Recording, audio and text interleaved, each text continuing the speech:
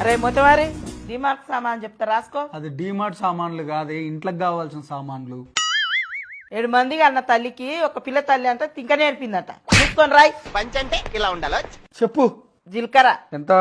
గింత గింత. గింత గంత అంటే ఇయ్యరు, ఎంత కావాలో అంత చెప్పు. ఓ షటాకేసుకో, ఓ షటాకేసుకో. ఎన్ని గ్రాములు కావాలో అన్ని గ్రాములు చెప్పు. ఓ 50 కిలోలు వేసుకో. నువ్వేమన్నా దుకాణం పెడుతున్నావే, అవి కిలోలు కాదు గ్రాములు. అదే వేసుకో. నెక్స్ట్ ఆవాలు ఎంత?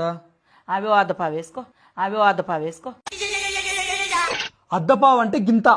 గంత కాదు గింత వేసుకో, గంత కాదు గింత వేసుకో.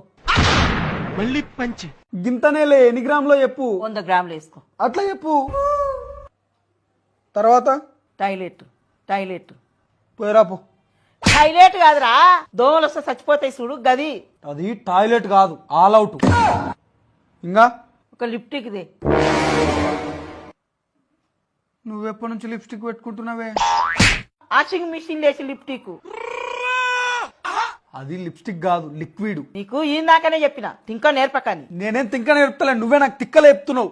చక్క చెప్పు. ఓ పోరడా. పోరడా? ఆడేవాడు? ముఖానే కేస్తున్న పౌడర్ రా. అది పోరడా కాదు, పౌడర్.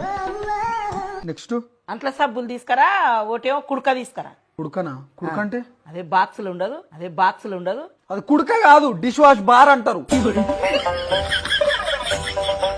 నెక్స్ట్ ఏంది? ఒక కంపాటు. ఎండాకాలం అయిపోయిన తర్వాత కుండెందుకే ఇప్పుడు?